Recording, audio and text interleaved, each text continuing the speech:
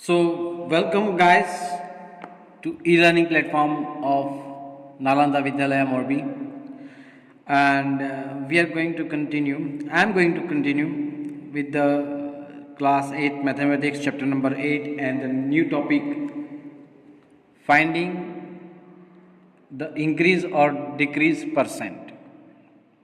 ठीक है। अब सपोज कि एक सेलफोन है, मोबाइल है, ठीक है, जिसकी अभी प्राइस है 25,000 रुपीज़। ठीक है, और समझ लो कि भाई एक साल के बाद इसकी प्राइस में 10% का डिक्रीमेंट आता है, डिक्रीज, उसकी वैल्यू कम होती है। ऑब्वियसली कई कबार सेल फोन ऐसे होते हैं कि वैल्यू कम होती है, कभी कभार सेल फोन की वैल्यू बढ़ती है। It doesn't matter to us, हमें तो सम से भी फ़िलहाल मतलब है कि भाई एक फ़ोन 25,000 का था और इसकी वैल्यू जो है वो 10% क्या होती है, डिक्रीज होती है।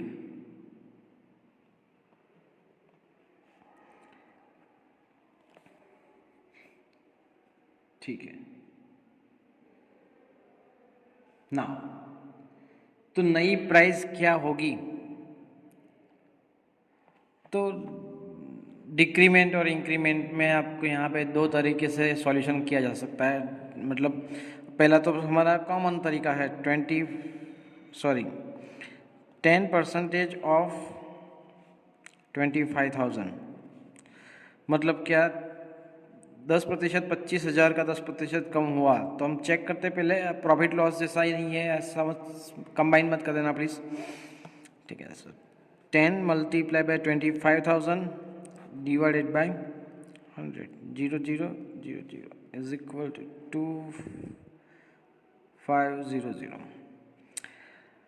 सो 2500 रुपीज़ का यहाँ पे डिक्रीमेंट हुआ है। ठीक है, तो हमें क्या करना है, द न्यू प्राइस जो आने वाली है वो जो पुरानी थी ओल्ड प्राइस 25,000, उसमें से जो डिक्रीमेंट आया 2500, वो आपको क्या कर देना है, सब्ट्रैक्ट कर देना। तो 0 प्लस 5 10 कैरी 1 3 2 एंड अगेन 2 2 2 500। ठीक है, सो ये जो 22,500 रुपीज़ है वो नई प्राइस होगी 10% डिक्रीमेंट के बाद। ठीक है, तो इसी तरह से आप डिस्काउंट भी फाइंड कर सकते हो। ठीक है, आप MRP पे सपोज 25,000 रुपीज़ का MRP है। ठीक है, साथ में मैं दूसरा पॉइंट भी यहाँ पे बोल रहा हूँ, डिस्काउंट। ठीक है,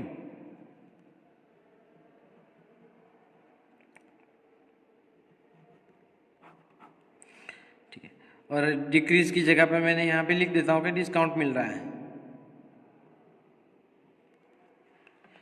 ठीक है, तो 25,000 पे आपको 10% का डिस्काउंट मिल रहा है। मतलब कितना डिस्काउंट मिल रहा है कि 2,500 रुपये की छूट मिल रही है। तो आपको सब्ट्रैक्ट करके कितना पे करना पड़ेगा, 22,500 रुपीज़। ठीक है, अब ये सिर्फ डिस्काउंट और डिक्रीज दोनों साथ में ही है, तो इसलिए मैं साथ में ले रहा हूँ। ठीक है, ताकि कोई दिक्कत ना हो। इंक्रीज़ की बात अलग है।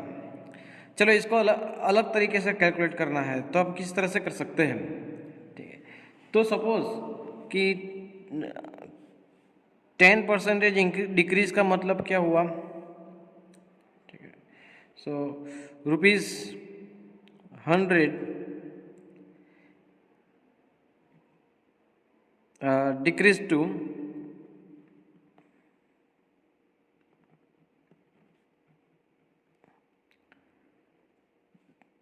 100 में से 10 निकाल दो तो कितना हो जाएगा, 90।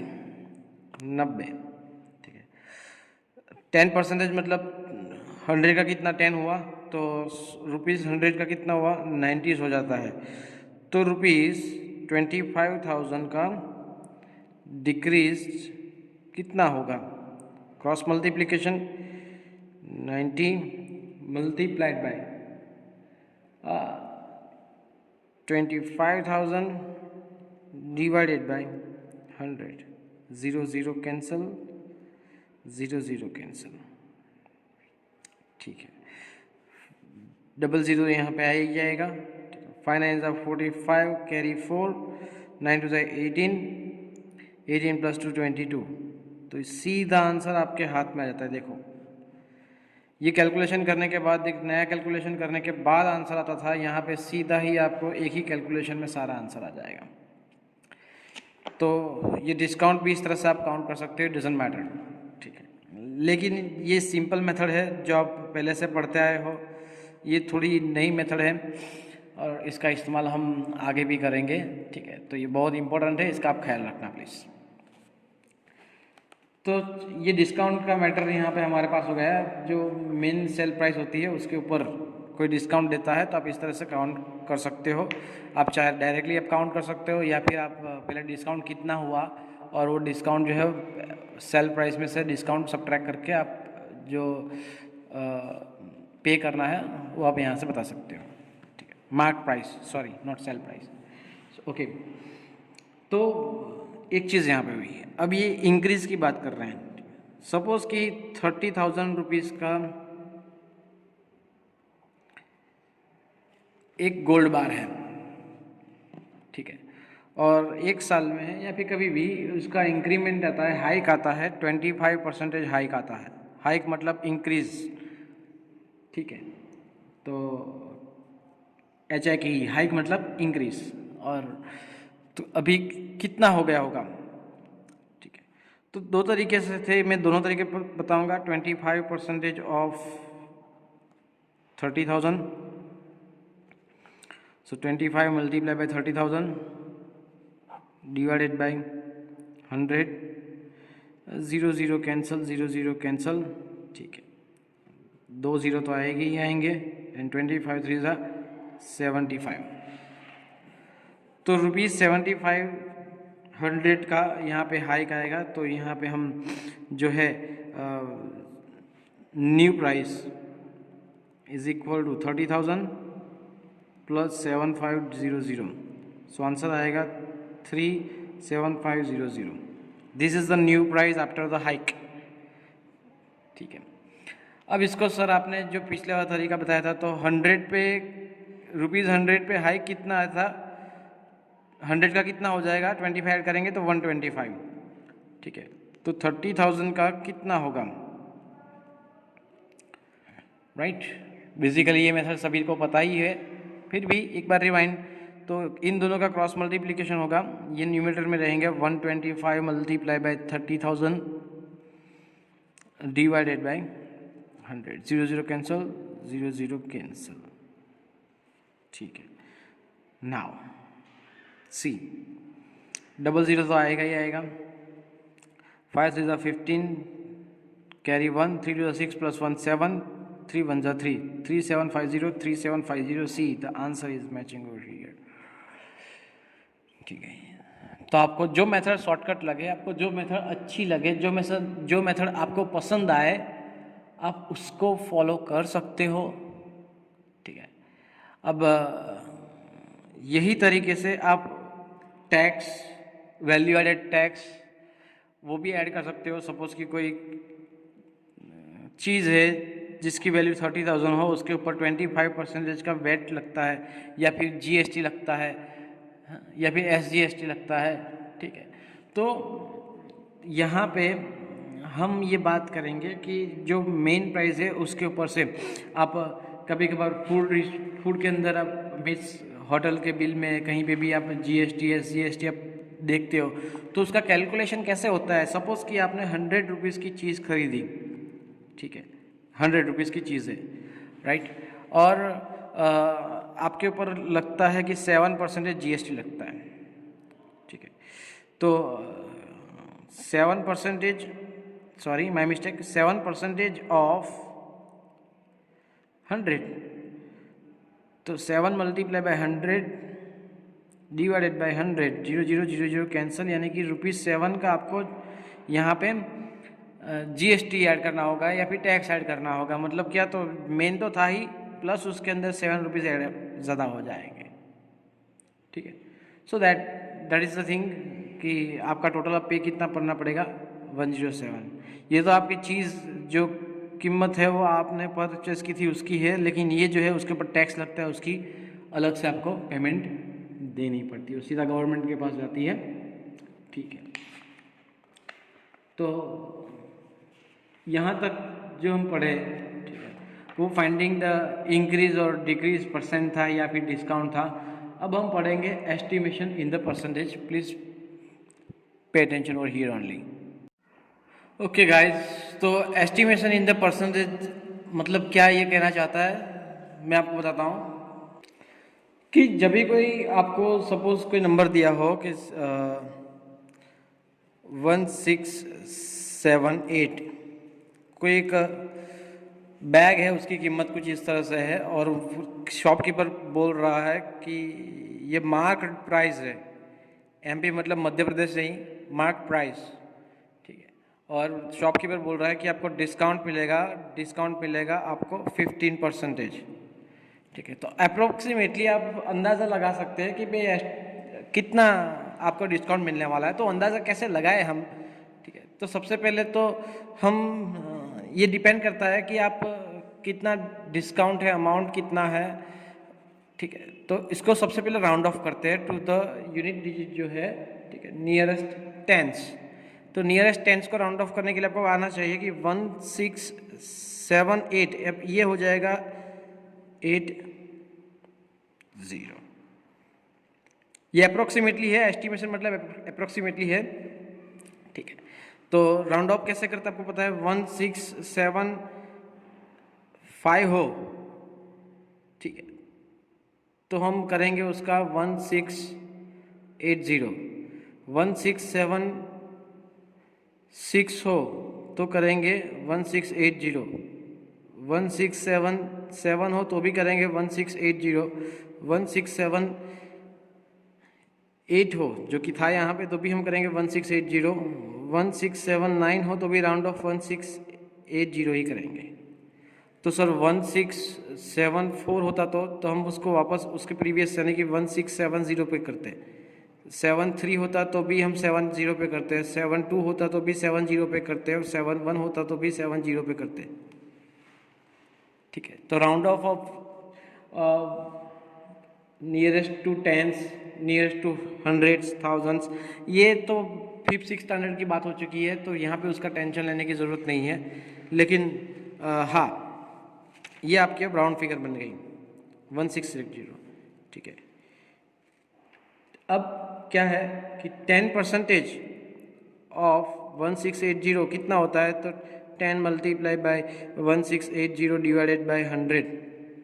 अब शुरुआत 10 से क्यों की मैंने, उसका रीज़न मैं आपको बताता हूँ, ठीक है, क्योंकि ये सबसे सिंपल अमाउंट है। देखो 0 0 कैंसिल, 0 0 कैंसिल हो गया। मैं 15 भी काउंट कर सकता था, लेकिन फिर यहाँ पे कैलकुलेशन करनी पड़ती, बहुत झमेला हो जाता, लेकिन नहीं किया मैंने, ठीक है। तो क्या हुआ, इज इक्वल टू 168। अब किसी का भी 10% निकालो तो वो नंबर में से एक जीरो निकाल के जितना ही होता है, जैसे कि 1890, ठीक है। तो 10% of 1890 is equal to 189। 10% of 1688 sorry 00 is equal to 1680। एक जीरो पीछे से निकाल देंगे तो आपको 10% मिल जाएगा उसका, ठीक है। तो ये याद रखने की शॉर्टकट ट्रिक है, आप जो समझना है समझ सकते हो, ठीक है। अब ये हुआ 10%, हमें कितना चाहिए 15, ठीक है। तो 10 का आधा करेंगे यानी कि 168 जो है उसका 10% उसका आधा करो, अब तो 5% हो जाएगा। 10 डिवाइड बाई 2 करेंगे तो 5 हो जाएगा ना, तो 168 का आधा करेंगे, 8 2 16, 4 2 8, तो ये हुआ 168 plus 84 is equal to see 8 plus 4 12 carry 1, 6 plus 1 7 2 14 plus 15 carry 1, 1 plus 1 2, 252. This is the approximately discount on the mark price, ठीक है। तो कभी कभार सपोज कि यहाँ पे 20% होता तो क्या करते हम, तो 168 है वो 10% है, राइट। मल्टीप्लाई बाई 2 करेंगे तो हो जाएगा 20%। हमें 10 के साथ क्या करना है, मल्टीप्लाई बाई 2, 10 टू द 20, तो ये जो फिगर मिलती है उसका मल्टीप्लाई बाई 2 करेंगे तो 20% का ही आंसर मिलेगा। ठीक है, 25% का हो तो कैसे करता है, तो पहले 10% फाइंड करो, ठीक है, फिर डिवाइड बाई 2 करो, 10 का डबल करो, सबको ऐड कर दो, ठीक है, 10 का डबल करने के बाद 5 वाला ऐड कर देना है, ठीक है, तो 20 प्लस 5 कितना हो जाता है 25। So it's depend upon the question and the way you calculate, ठीक है। तो एस्टिमेशन में क्या है कि जनरली आपको ऐसे सम बहुत कम आएंगे कि यहाँ पे एस्टिमेशन का हमें ख्याल रखना है, हमें तो डायरेक्ट नीट वैल्यू फाइंड करनी है, तो आप उसका ज़्यादा टेंशन ना लें। लेकिन ये आपको डे टू डे लाइफ में आपको हेल्पफुल रहता है कि भाई अप्रोक्सीमेटली कितना परसेंटेज आप डिस्काउंट मिलता है या फिर टैक्स चढ़ता है कहीं। अभी तो फिलहाल सब कुछ कंप्यूटराइज आता है, उसमें कोई गलती की गुंजाइश नहीं होती, लेकिन आप अपने हिसाब से कैलकुलेट कर सकते हो, ठीक है ना। We are going to take the next topic which is the price related to buying and selling, profit and loss. So next is prices related to buying and selling. This is according to that profit and loss. तो सबको इसके बारे में detail में पता ही है profit और loss क्या है, लेकिन फिर भी मैं आपको कुछ टर्म बताना चाहूँगा यहाँ पे। कॉस्ट प्राइस को सीपी कहते हैं। कॉस्ट प्राइस मतलब क्या, तो जैसे कि सपोज कि मैं एक मोबाइल फ़ोन लेता हूँ, ठीक है, तो मेरे लिए वो हुई कॉस्ट प्राइस, ठीक है। मोबाइल फ़ोन मैंने सपोज़ कि अपने दोस्त से लेता हूँ सेकंड हैंड में, ठीक है, और उसने सपोज़ कि चलो नया मोबाइल की बात करते हैं, सेकंड हैंड मोबाइल की बात क्यों करें, हाँ। तो सपोज़ कि मैंने मार्केट में से 25,000 रुपये का फ़ोन लिया, सपोज बात कर रहा हूँ, हाँ, इतना महंगा फ़ोन मैं नहीं लेता ठीक है। Now the thing is that कि मैंने परचेस किया तो मेरे लिए वो हो गया सीपी, ठीक है, और जो शॉपकीपर था डीलर, ठीक है, उसने ये बेचा तो उसके लिए हुआ सेल प्राइस एसपी। अब ये डीलर ने अपने सब डीलर से या फिर डीलर से कहीं से भी खरीदा होगा तो उसके लिए होगा सीपी, ठीक है। तो अब प्रॉफिट लॉस कब होता है, वो डीलर को होता है, मतलब रिटेलर या फिर जो भी है यहाँ पे जिसने मैंने ये फ़ोन जिससे ख़रीदा उसकी बात चल रही है। ऑब्वियसली ये जो रेट है इसने परचेस किया उससे तो कम ही होगा, तभी उसको क्या मिलेगा प्रॉफिट। मतलब क्या sir, so if the sell price is greater than the cost price then the profit occurs, उसको हम कभी कभार गेन भी कहते हैं। But if the cost price is greater than sell price sometimes then the loss occurs. Discount की formula है कि mark price minus sell price. Discount अगर आपको फाइंड करना हो तो mark price minus sell price, ठीक है। अब इन बीच में मार्क प्राइस को एमपीवी कहते हैं। ओवरहेड चार्जेस, सपोज के मार्केट में से मैंने एक फ्रिज लिया, मार्केट में से मतलब कोई भी इलेक्ट्रॉनिक की शॉप से मैंने फ्रिज लिया, और फ्रिज यहाँ से लिया, ठीक है, तो ऐसा तो है नहीं कि हमने बाइक पे फ्रिज रख दिया और सीधा घर ले आया, that is not possible, right, ठीक है। तो इस फ्रिज को घर लाने के लिए सपोज कि 50,000 रुपये का फ्रिज है, ठीक है, तो उसे आराम से उसको खर्चना है, उसके हिसाब से उसको घर पे लाना है, ठीक है। तो घर पे लाने के लिए सपोज कि मैंने मेरा घर जो डीलर था, ठीक है, मैं मोरबी से नहीं, मैं रहता हूँ मोरबी में, लेकिन मैंने राजकोट से फ्रिज पसंद किया, तो राजकोट से लेकर मोरबी तक वो ट्रांसपोर्ट होगा और ट्रांसपोर्ट वाले चार्जेस लेंगे। सपोज कि उन्होंने मेरे से 3,000 रुपये लिए ट्रांसपोर्ट के, ठीक है, तो 50,000 रुपये तो मुझे फ्रिज के देने ही हैं, ऊपर से 3,000 रुपये ट्रांसपोर्ट वाले को देने हैं, ठीक है। और मैं रहता हूँ 12th फ्लोर पे, और 12th फ्लोर पे रहता हूँ, लेकिन मैं इस फ्रिज को लिफ्ट के अंदर नहीं ले जा सकता क्योंकि फ्रिज बहुत बड़ा है। ठीक है, तो अब मैं अकेला तो उठा नहीं पाऊंगा। तो क्या करता हूँ, मैं 3-4 मजदूरों को ले आता हूँ और हर एक को मैं 100-100 रुपये लेता हूँ। सपोज 4 मजदूर आए, 400 रुपये मैंने मजदूरी दी, दिहाड़ी कहते हैं उसे, ठीक है, लेबर चार्जेस दिए मैंने, राइट, ठीक है। तो वो ऊपर तक पहुंचा दिए। अब ऊपर तक पहुंचा दिए, लेकिन पहुंचाते पहुंचाते है ना, उन्होंने क्या किया पता है, कि जो फ्रिज था उसमें से एक 4 लेग्स होते हैं फ्रिज के अंदर से, उसमें से एक लेग जो है वो तोड़ दिया। अब मैं उनको कुछ कह तो नहीं सकता, ठीक है। नया फ्रिज था, लेग्स तोड़ दी, एक लेग, एक पाँव उसका टूट गया, मतलब स्टैंड का जो छोटा सा हिस्सा होता है, नोज, वो नोजल टूट गई। आती 100 रुपीज़ की है, लेकिन मुझे नहीं डलवानी पड़ेगी। नया फ्रिज था 50,000 रुपये का, ठीक है। उसमें मैंने ट्रांसपोर्टेशन दिया, उसमें मैंने लेबर चार्ज दिया, उसमें मैंने सर्विसिंग चार्ज दिया, ठीक है। तो जो कुछ भी एक्स्ट्रा ऐड होता है, ठीक है, वो जो एक्स्ट्रा एडिशन है ना, additional charges apart from the main price, उसे कहते हैं ओवरहेड एक्सपेंसेस या फिर ओवरहेड चार्जेस भी कहते हैं, ठीक है। जैसे कि मैं एक सेकेंड हैंड स्कूटर लेता हूँ, लेकिन स्कूटर घर आते ही बंद हो गया, और मैकेनिक ने बोला कि सर इंजन चेंज करना पड़ेगा। तो जो इंजन चेंज करने का जो कॉस्ट आता है मुझे, वो ओवरहेड एक्सपेंसेस में जाएगा सीधा, ठीक है। So that is the thing कि भाई ये ओवरहेड एक्सपेंसेस जो है ना, ओवरहेड चार्जेस, वो हिडन होते हैं, कभी कभार दिखते हैं, कभी कभार नहीं दिखते। इट्स ओके, हम उसकी बाद में चर्चा करेंगे। लेकिन जो हमारे प्रॉफिट या फिर लॉस जो बनता है, वो हम परसेंटेज में फाइंड करेंगे। अब वो किस तरह से फाइंड करेंगे, तो आराम से हम फाइंड करेंगे। जैसे कि 3500 रुपीज़ की एक वॉच है, ठीक है, और वो हमारा सीपी है, और एसपी जो है, ठीक है, वो है 4000 rupees. So here SP is greater then CP, so profit occurs, right. तो प्रॉफिट कैसे फाइंड करते हैं प्रॉफिट? प्रॉफिट फाइंड करने के लिए हमें क्या करना पड़ेगा, S P minus C P, ठीक है, ये इसकी फॉर्मूला है। लॉस तो C P minus S P, जो बड़ा होता है वो आगे रहता है। अब ये मुझे आपको याद दिलाने की ज़रूरत है, रिमाइंड करने की ज़रूरत है, बाकी आप सबको पता ही है कि प्रॉफिट क्या है, लॉस क्या है, राइट।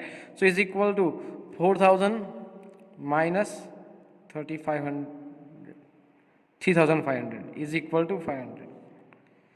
तो 500 हमें क्या मिला है, प्रॉफिट मिला है, कितने में से, 3500 में से। मल्टीप्लाई बाय 100 कर दो, ठीक है, आपको परसेंटेज मिल जाएंगे, 0 0 कैंसिल, 0 0 कैंसिल, ठीक है।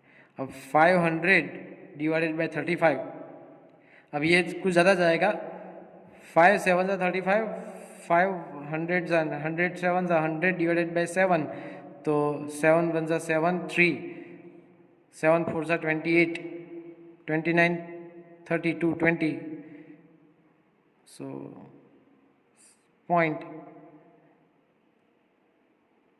7 2 14, ओके।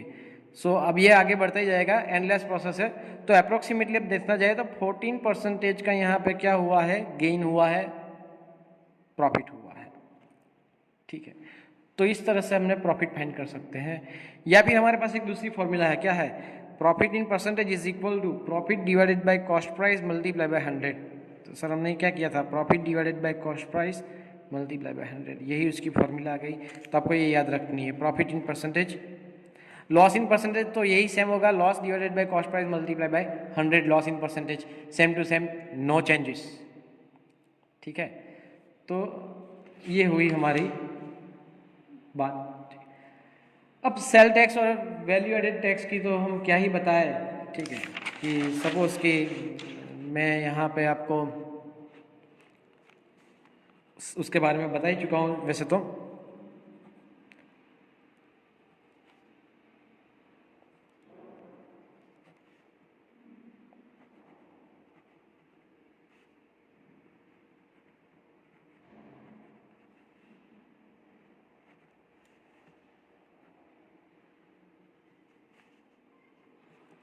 अब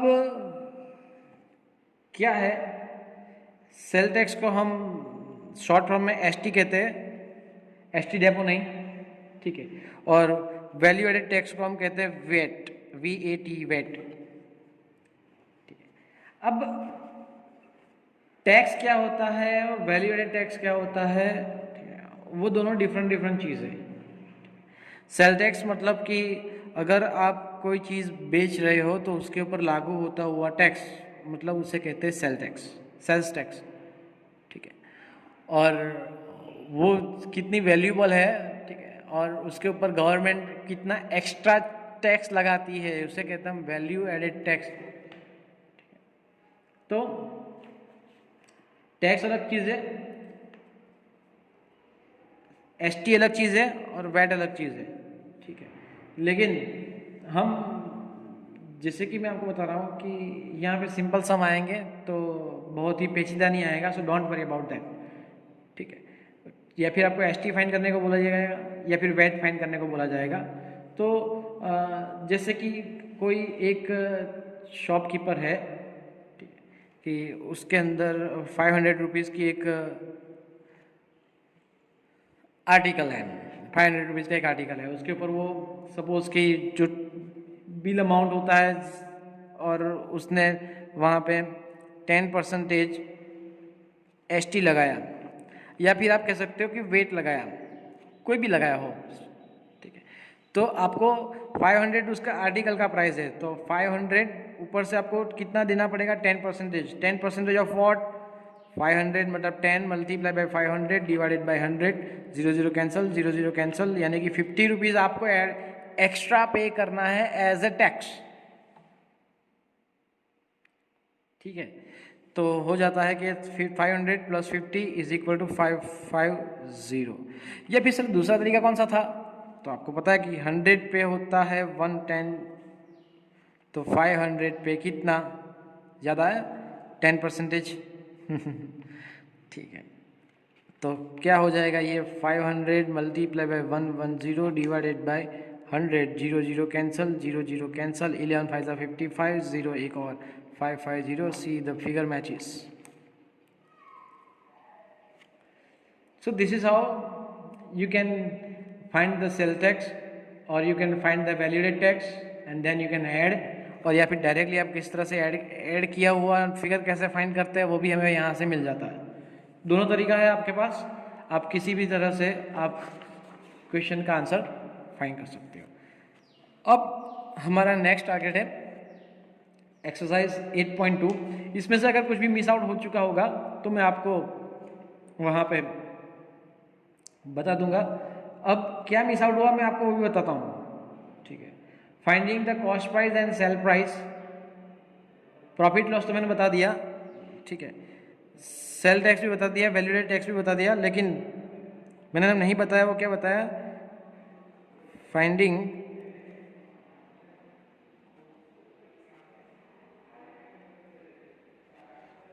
CP ऑब्लिक SP।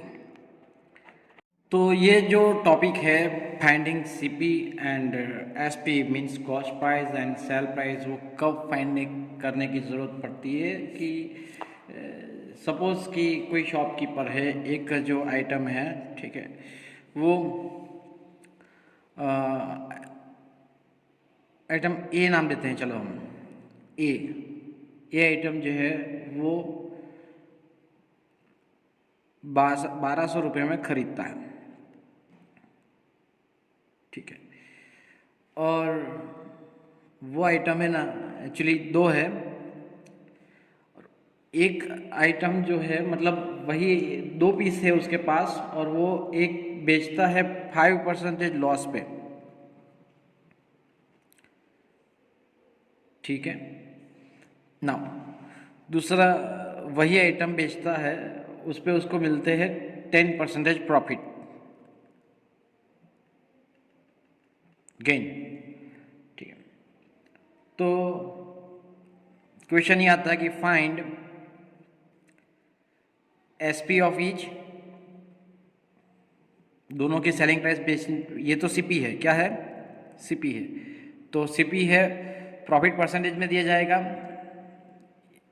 या फिर लॉस या फिर प्रॉफिट परसेंटेज में दिया जाएगा, तो आपको एसपी मतलब सेल प्राइस फाइंड करना है। या फिर सेल प्राइस दिया जाएगा, आपको क्या फाइंड करना पड़ेगा, कॉस्ट प्राइस फाइंड करना पड़ेगा। दूसरी चीज़ इस क्वेश्चन में बहुत ही इंपॉर्टेंट होता है कि find out the total profit और लॉस ओवरऑल, या फिर टोटल प्रॉफिट और लॉस। ओवरऑल मतलब कि दोनों सेल करने के बाद उसको प्रॉफिट हुआ कि लॉस हुआ, कितना, वो हमें फाइंड करना है। ठीक है, तो प्रॉफिट या फिर लॉस फाइंड करने के लिए हमारे पास कॉस्ट प्राइस और सेल प्राइस दोनों अवेलेबल होनी चाहिए। यहाँ पे कॉस्ट प्राइस है लेकिन सेल प्राइस नहीं है, तो सेल प्राइस फाइंड करने के लिए हमें यहाँ पे कुछ बात करेंगे कि लिखेंगे। आंसर की शुरुआत करते हैं सबसे पहले। ठीक है, ये रफ वर्क है तो मैं रफ में ही आपको समझाऊंगा। Here CP is equal to 1200 rupees. ठीक है, लॉस इज इक्वल टू 5%। ठीक है, तो लॉस 5% है, मतलब क्या कि if CP is equal to 100 then loss is equal to, I mean to say loss नहीं, यहाँ पे आएगा sell price SP is equal to 95। देखो सिंपल सी बात है कि अगर 100 रुपये की कोई चीज़ है उस पर 5% का लॉस है, मतलब 5 रुपये का लॉस है, मतलब 95 रुपये में मैंने बेची, तभी जाके 5 रुपये का लॉस आएगा, तभी जाके 5% यहाँ पे आएगा। तो हर एक बार आपको 100 लाना ज़रूरी है। ठीक है, अब उल्टा जब SP दिया हो तो यहाँ पे शुरुआत SP से करनी है। जो दिया जाता है शुरुआत हम वहीं से करेंगे। ठीक है, उसका भी हम एग्जाम्पल लेंगे। So therefore CP, now if CP is equal to 1200 then SP is equal to, देखो अब क्रॉस मल्टीप्लिकेशन करना है, 1200 मल्टीप्लाई बाय 95 डिवाइडेड बाय 100। ठीक है, 0 0 कैंसल, 0 0 कैंसल, 95 मल्टीप्लाई बाय आपको 12 करना है। ठीक है, तो 95 10 ज़ा 950 एंड 95 2 ज़ा 190।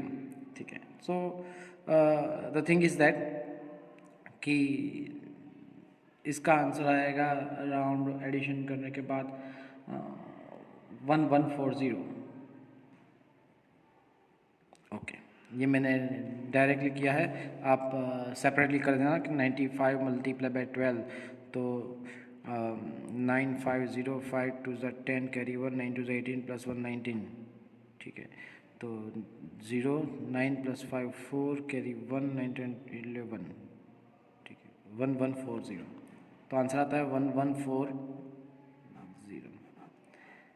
ये पहले आर्टिकल की सेल प्राइस जब 5% लॉस हुआ था। ठीक है, तो कॉस्ट प्राइस थी, उस लॉस या परसेंटेज दिया जाता है उस पर से हम सेल प्राइस फाइंड कर सकते हैं। दूसरा प्रॉफिट, अगर प्रॉफिट दिया गया हो तो क्या करें।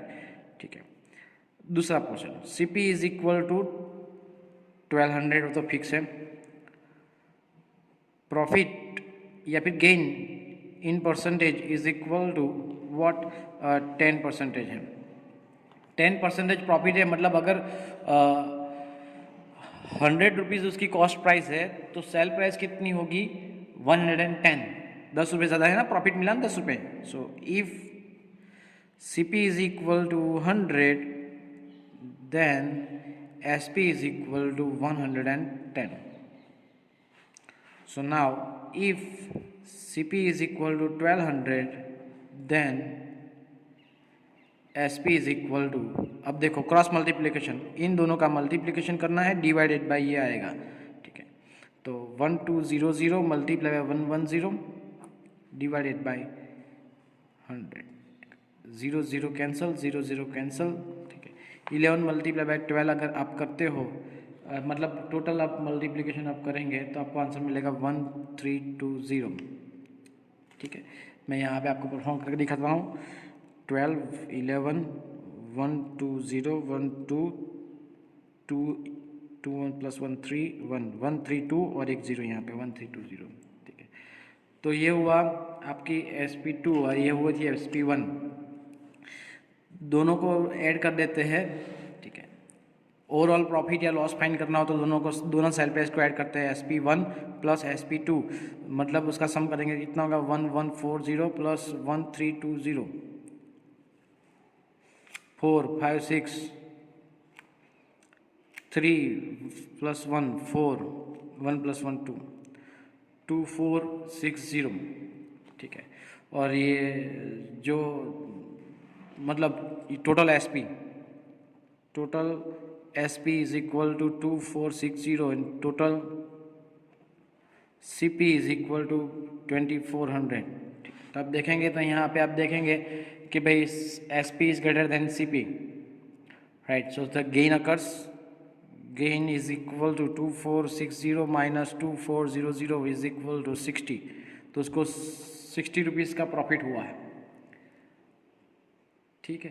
अब इसको परसेंटेज में फाइंड करना हो तो क्या करना था, 60 out of 2400 multiply by 100, 0 0 cancel, 0 0 cancel, 6 4 ज़ा एंड 4 2 ज़ा 8 पॉइंट,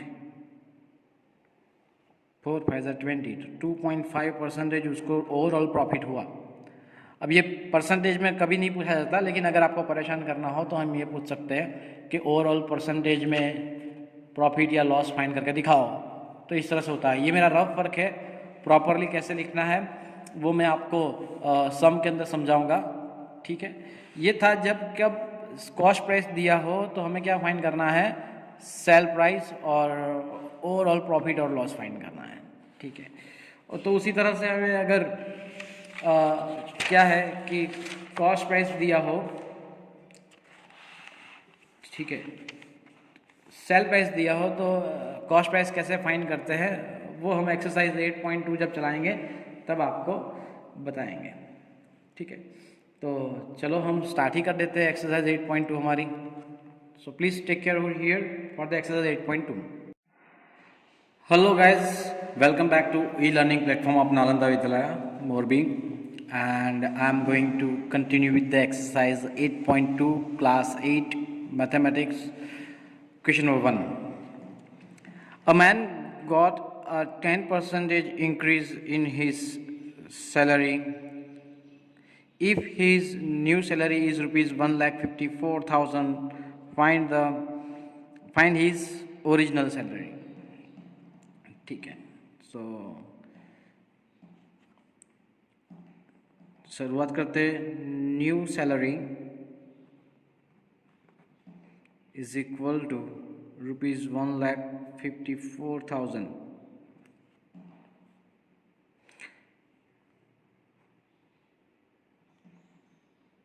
इंक्रीज 10%, ठीक है ना। अब 10% का इंक्रीजमेंट का मतलब क्या होता है, हम शुरुआत करते हैं। ₹100 is increased to rupees what, हमारे पास होता है 110, ठीक है। अब क्या है कि हमारे पास यहाँ पे तो नई सैलरी है, पुरानी ढूंढनी है, ठीक है। तो हम दो तरीके से यहाँ पे परफॉर्म करते हैं, या फिर इसको रिवर्स कर दो, ठीक है, या फिर हम नई सैलरी को एक सपोज कर देते हैं। चलिए, तो सॉरी, पुरानी सैलरी को हम क्या सपोज कर देते हैं, एक सपोज कर लेते हैं, ठीक है। तो ये वाला पोर्शन हम नहीं परफॉर्म करेंगे, let old salary is rupees X. ठीक है. Now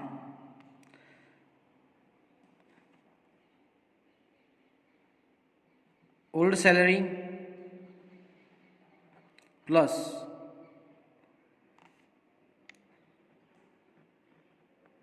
increment is equal to new salary. Right. नई सैलरी किस तरह से बनती है? ओल्ड सैलरी प्लस उसका जो इंक्रीमेंट आता है वो इंक्रीमेंट तो जाके बनती है नई salary. Okay. Now therefore old salary कितनी थी यहाँ पे? एक्स सपोज किया था, प्लस इंक्रीमेंट कितना हुआ? 10% of x is equal to new salary 1,54,000. ठीक है, चलो सॉल्व करते हैं अब. Therefore x plus 10% of x मतलब 10 multiplied by x divided by 100 is equal to 154,000. 1,54,000. ठीक है. नाउ 10 कैंसल, तो यहाँ पे हुआ x plus x divided by 10. Therefore दो तरीके से हो सकता है. यहाँ पे मैं x कॉमन निकाल दूँ तो ब्रैकेट में क्या बचता है? 1 + 1/10 इज इक्वल टू 154,000. ठीक है. So therefore x in the bracket 10 1 + 10 + 1 11 divided by 10 is equal to 154,000. ठीक है. अब ये जो है सामने की ओर मल्टीप्लिकेशन में जाएगा, 10 मल्टीप्लिकेशन में जाएगा और 11 डिवीजन में जाएगा. So therefore x is equal to 154,000 multiply by 10 divided by 11. मैं चाहूँ तो डायरेक्टली डिवीज़न का आंसर यहाँ पे लिख सकता हूँ, लेकिन just for you guys I am going to perform the division over here. So please take care over here. So 154,000 ये 3 0 है और इसका एक 0 भी ऐड कर देते हैं ताकि मल्टीप्लाई भी हो जाए. चलो 0 डिवाइडेड बाई 11 11 1 ज़ा 11 4 रिमेन 4 कॉपी 11 4 ज़ा 44,000. ठीक है. अब जितने भी 0 है सीधा ऊपर कॉपी कर लो क्योंकि वो तो अनडिविजिबल है. तो ये 0 0 0 0 1 2 3 4. ठीक है. So therefore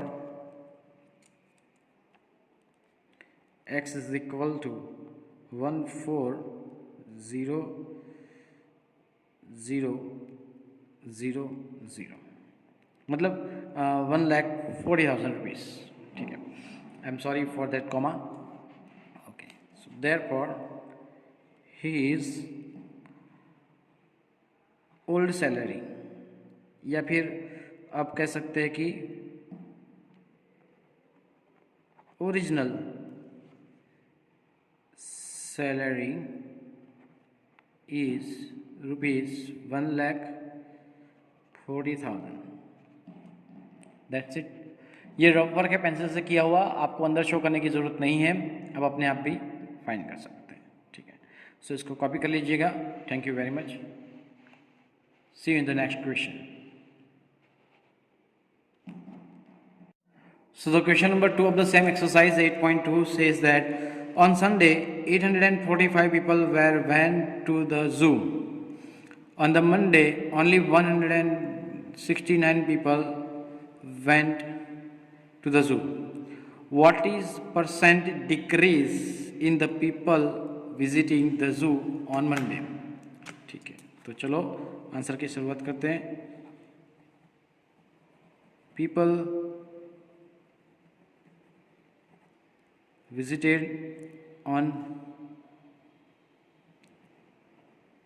Monday is equal to, Monday लिख लिया है तो 169 करते हैं. पहले तो संडे वाला होता चाहिए, कोई बात नहीं. पीपल सर पूरा लिखिए, आपको ही पूरा लिखना है.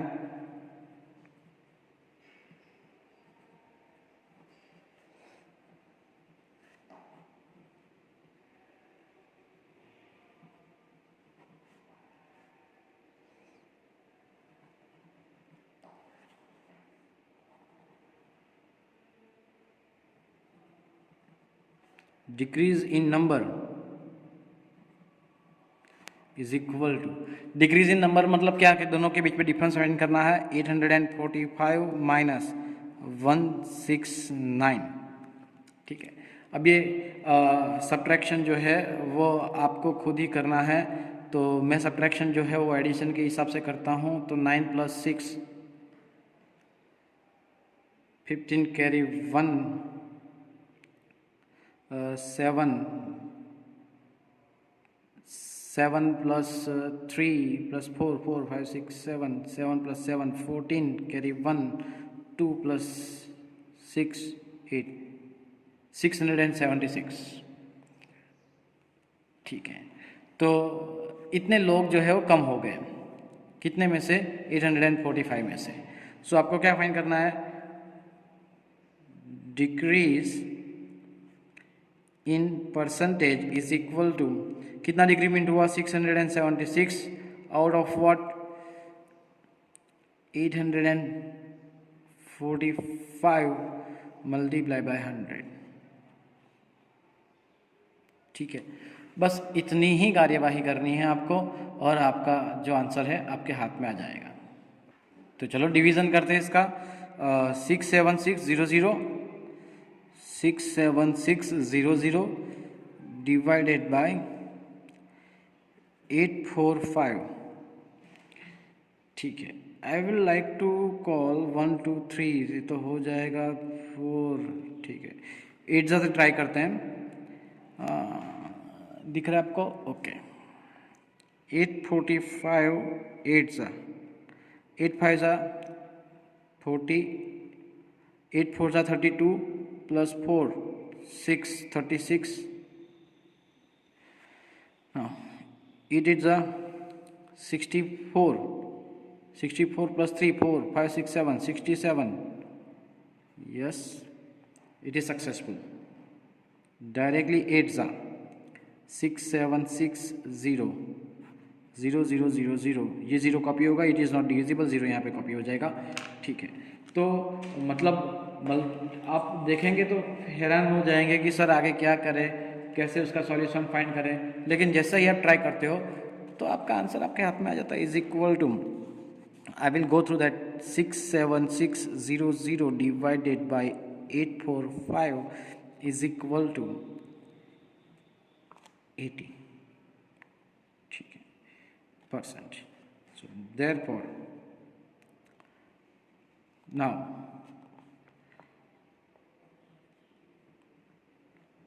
डिक्रीज इन परसेंट आप लिख सकते हो डायरेक्टली, इज 80%, ठीक है। तो बहुत ही आसान था, यहाँ पे सिंपल स्टेप में उसका आंसर आ जाता है। कैलकुलेशन देख के आपको घबराना नहीं है, बस जो मैथमेटिकल स्टेप्स होते हैं वो generally genuine mathematical step follow करेंगे तो आपको आसानी से क्वेश्चन का आंसर मिल जाएगा, ठीक है। कॉपी कर लीजिए उसे। Thank you very much. So let me take you to the question number 3. A shopkeeper buys 80 articles for rupees 2400 and sells them for a profit of 16%. Find the sell price of one article, ठीक है।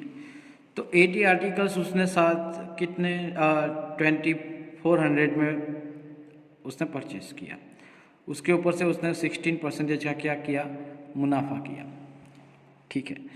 तो आपको हर एक article की, एक single article की क्या करनी है? आपको सेल प्राइस फाइंड करनी है, ठीक है। तो यहाँ से आपको क्या करना है कि सबसे पहले तो मैं ओवरऑल सेल प्राइस फाइंड कर सकता हूँ, फिर डिवाइड बाई 80 कर सकता हूँ, या फिर एक आर्टिकल की वैल्यू फाइंड करता हूँ, उसके ऊपर से प्रॉफिट ऐड कर देता हूँ और सेल प्राइस फाइंड कर सकता हूँ। आपको जो मर्जी है कर सकते हो, ठीक है। तो हम यहाँ पे क्या करेंगे कि इंडिविजुअल की ही बात करेंगे स्टार्टिंग से ही, ताकि हमारी जो कैलकुलेशन है थोड़ी कम हो जाए। Here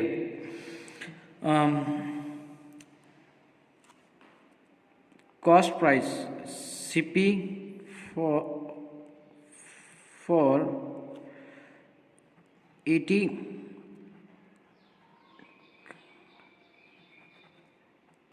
articles is equal to rupees 2400. Therefore CP for one article is equal to 2400 divided by 80. 0 cancel, 8 3 जा 24, एक और 0, so is equal to rupees what 30. एक आर्टिकल की कीमत आई 30 रुपीज़. अब उसने एक आर्टिकल को बेचा कितने प्रॉफिट में? For the profit of what rupees 16%. ठीक है. Now CP of one article is equal to rupees 30, comma profit is equal to 16%. So therefore SP is equal to, अब SP फाइंड करना है हमें. क्या फाइंड करना है? सेल प्राइस फाइंड करनी है. ठीक है. तो क्या करना पड़ेगा हमें? CP plus profit. ठीक है. कॉस्ट प्राइस कितना है? 30 प्लस प्रॉफिट कितना है? 16% ऑफ रुपीज़ 30. अब ये चीज़ इम्पोर्टेंट है, बहुत ही इम्पोर्टेंट है. ठीक है. तो अब क्या है कि आप दो तरीके से यहाँ पे से भी कर सकते हो कि पहले आप प्रॉफिट परसेंटेज में जो प्रॉफिट है उसमें से रुपीज़ में फाइंड करो प्लस 30 ऐड कर दो तो भी चलेगा. लेकिन मैं यहाँ पे टोटल सब दोनों साथ में करता हूँ. 30 plus 16 multiply by 30 divided by 100. 0 cancel is equal to 30 plus 16 3 जा. आपको 16 मल्टीप्लाई बाय 3 करना है, या फिर अगर आपको टेबल आता है 16 3 जा, ठीक है, तो आप डायरेक्टली उसका आंसर मेंशन कर सकते हो. 16 3 जा 48 डिवाइडेड बाय 10. 48 डिवाइड बाय 10 यानी कि क्या होता है? 4.8. 30 plus 4.8 is equal to what? 34.8. SP is equal to sale price. अब ये सेल प्राइस किसकी मिली मुझे? वन आर्टिकल की. तो लास्ट लाइन आंसर लिखना भूलना नहीं है. Therefore sale price of one article, sale price of one article is rupees 34.8. 8 यानी कि 80, मतलब 34 रुपीज़ एंड 80 पैसे, या फिर 34.8 लिखेंगे तो भी कोई टेंशन है नहीं. ठीक है. Please copy it. Thank you very much.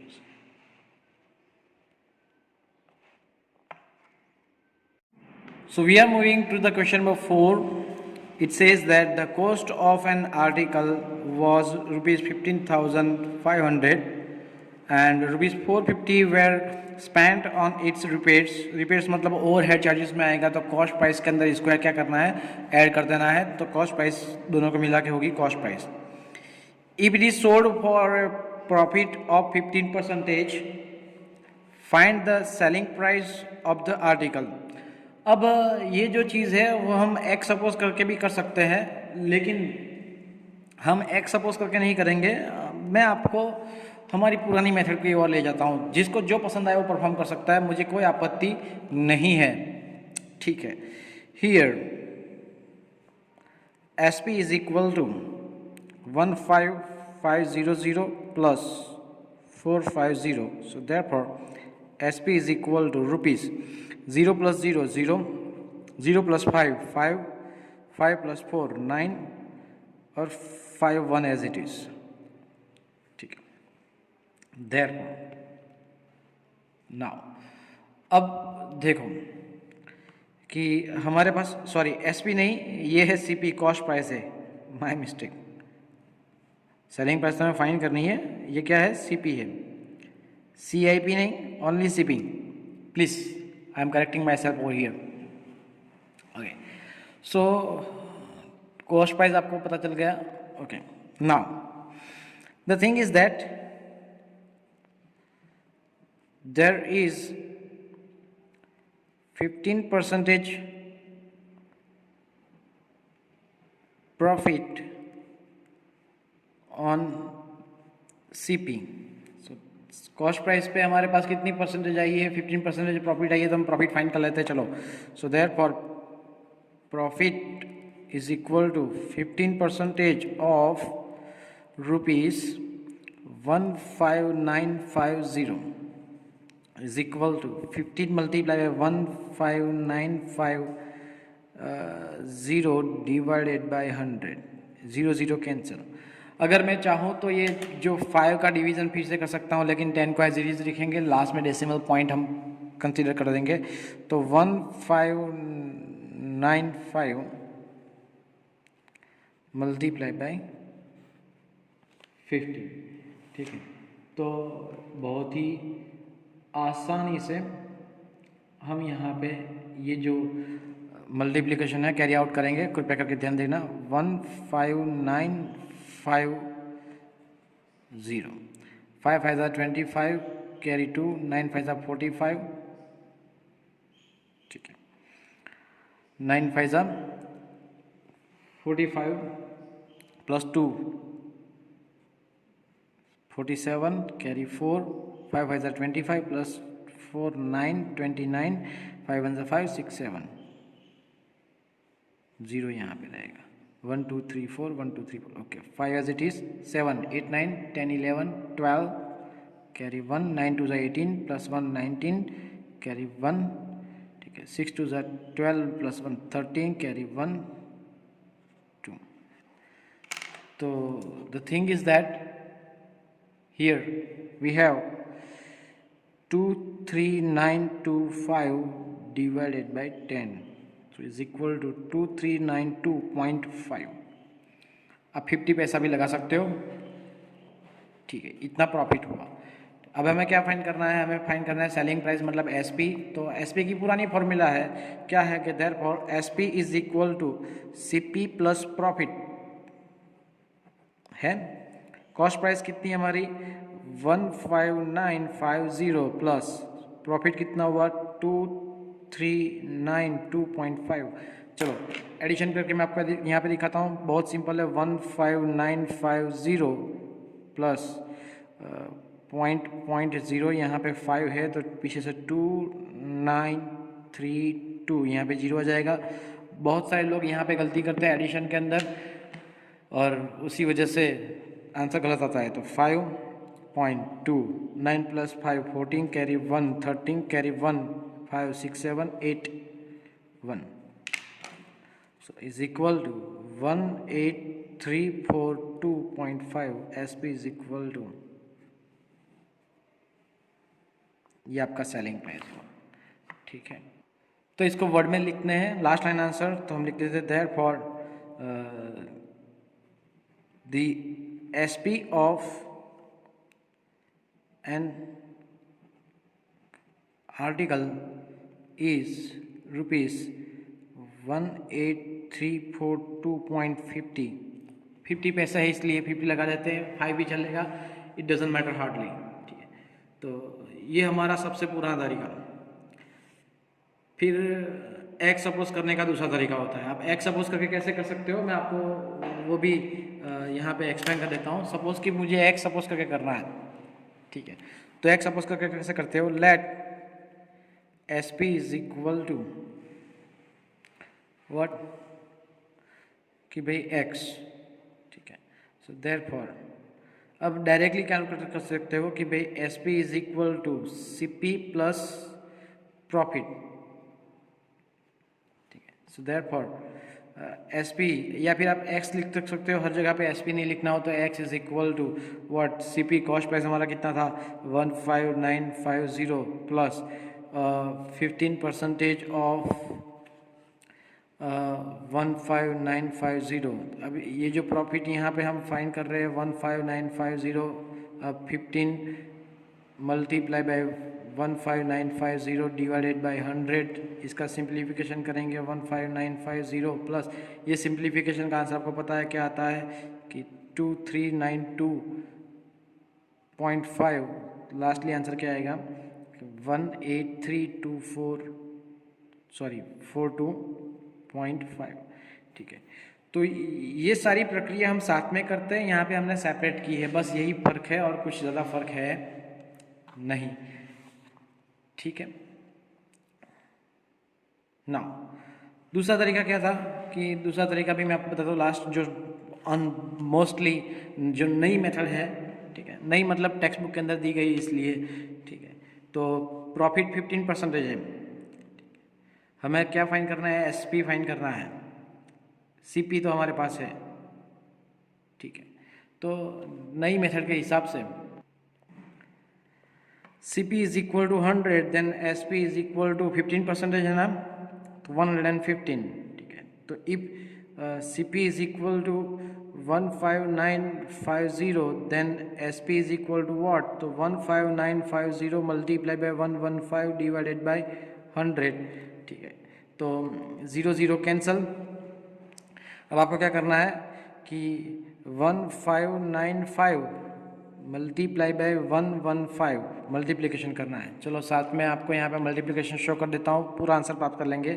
पहले तो डबल ज़ीरो आएगा 5951, फिर सिंगल ज़ीरो आएगा 5951। ठीक है, अब ज़ीरो नहीं आएगा, 5 5 25 कैरी 2, 5 9 45, 46 47, 4 5 5 25, 9 कैरी 2, 5 5 6 7। अब यहाँ पे एक ज़ीरो आएगा, यहाँ पे दो ज़ीरो आएंगे। चलो एडिशन करना है, यहाँ पे आएगा 5 7 + 5 5 6 7 8 9 12 कैरी 1, 9 2 18 18 सॉरी 9 2 18 + 1 19 + 5 19 + 5 24।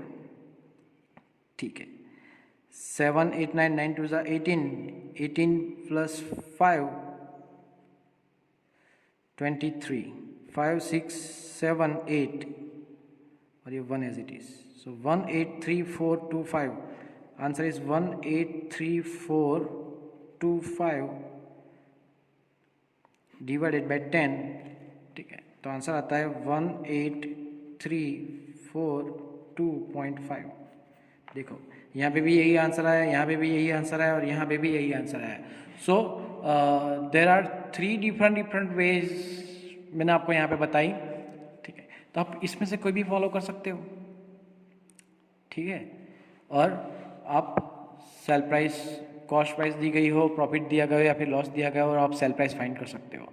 ठीक है, तो ये जो पेंसिल से किया वो पूरा रफ वर्क है, आपको समझाने के लिए मैंने परफॉर्म किया है। ठीक है, तो कॉपी आपको जिस तरह से करना है, मतलब इस तरह से करना है या कंबाइन करना है या फिर डायरेक्ट करना है, आपकी मर्जी, मुझे कोई आपत्ति नहीं है। Please copy. Thank you very much.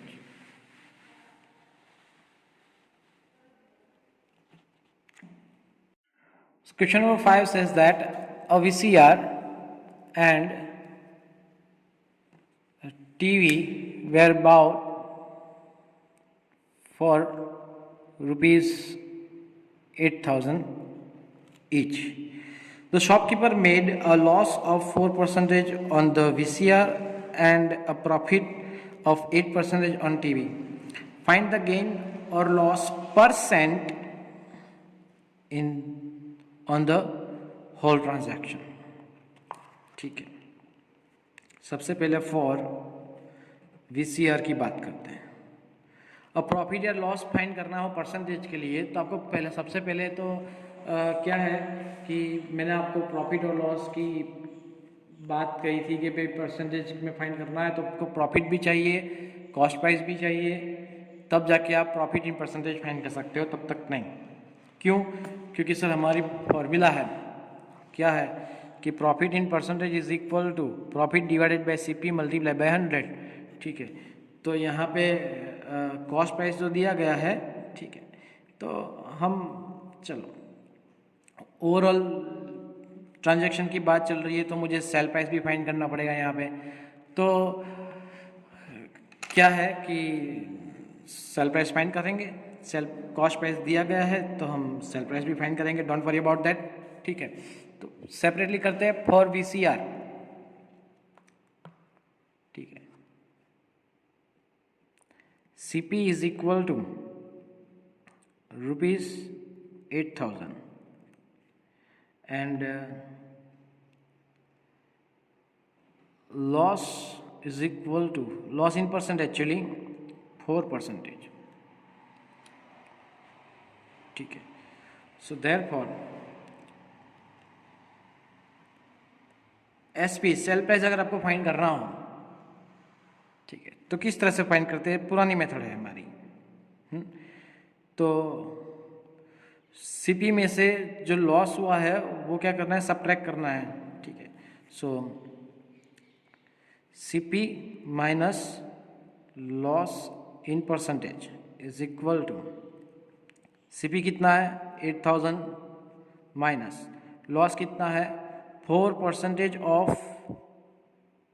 8,000 is equal to 8,000 minus bracket के अंदर ही 4 multiply by 8,000 divided by 100, 0 0 cancel, 0 0 cancel is equal to 8,000 minus, अब देखो 8 4 जा 32, 0 320। ठीक है, 0 0, 8 + 2 10 carry 1, 4 + 6 10 carry 1, 7 + 1 8, 7 6 8 0, that is the SP of the VCR।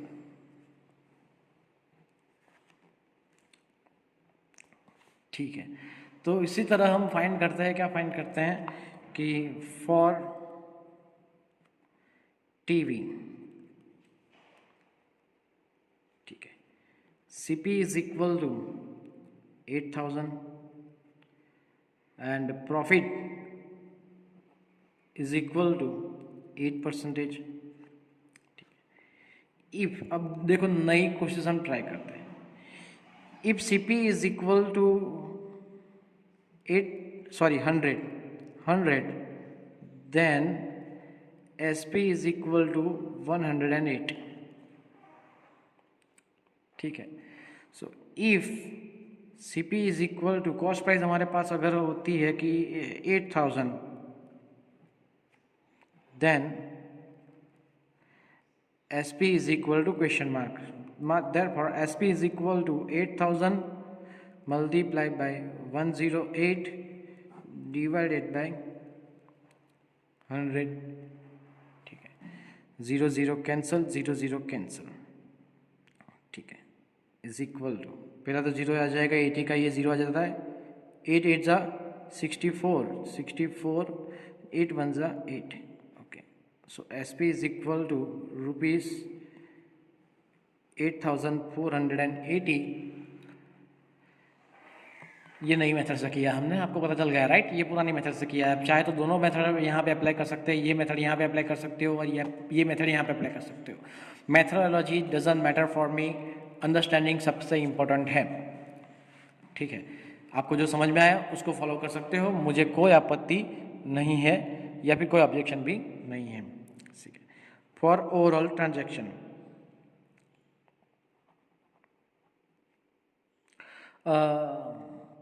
Overall SP is equal to 7680 plus 8640 is equal to 0 + 0 0, 8 + 4 12 carry 1, 6 + 6 12 + 1 13 carry 1, 8 2 जा 16, 16320। ठीक है, total CP is equal to 2 multiply by 8,000 is equal to 8 2 जा 16,000। So therefore here C, SP is greater than CP, therefore profit is equal to 16320 minus 16000 is equal to 320. Therefore, profit in percentage is equal to profit divided by CP multiplied by 100. So is equal to profit कितना हुआ हमारे पास 320 divided by हमारे पास cost price कितनी है 16,000 rupees multiply by 100. 0 0 cancel, 0 0 cancel, 0 cancel, 0 cancel, 16 2 ज़ा 32 is equal to 2%. Right, ठीक है. तो लास्ट लाइन आंसर मैं यहाँ पे देखता हूँ, आप कृपया करके यहाँ से कॉपी कर लेना. Therefore,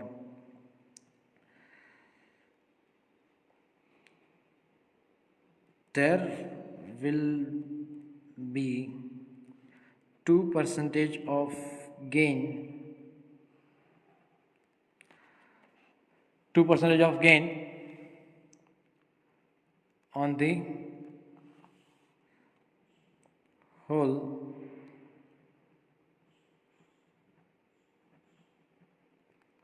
transaction. डन, ठीक है. ये लास्ट लाइन आंसर था. बाकी का आप यहाँ पे देख सकते हो. बहुत ही आसानी से मैंने इसको सॉल्व किया है. ठीक है, और मैंने जब एक्सप्लेन किया था तभी समझाया था कि परसेंटेज में भी पूछा जा सकता है. ऐसा ज़रूरी नहीं है कि ओवरऑल प्रॉफिट या फिर ओवरऑल लॉस फाइंड करें. ओवरऑल प्रॉफिट या फिर लॉस आपको परसेंटेज में भी फाइंड करने को बोल सकते हैं. So please have it, copy कर लीजिएगा. Thank you very much.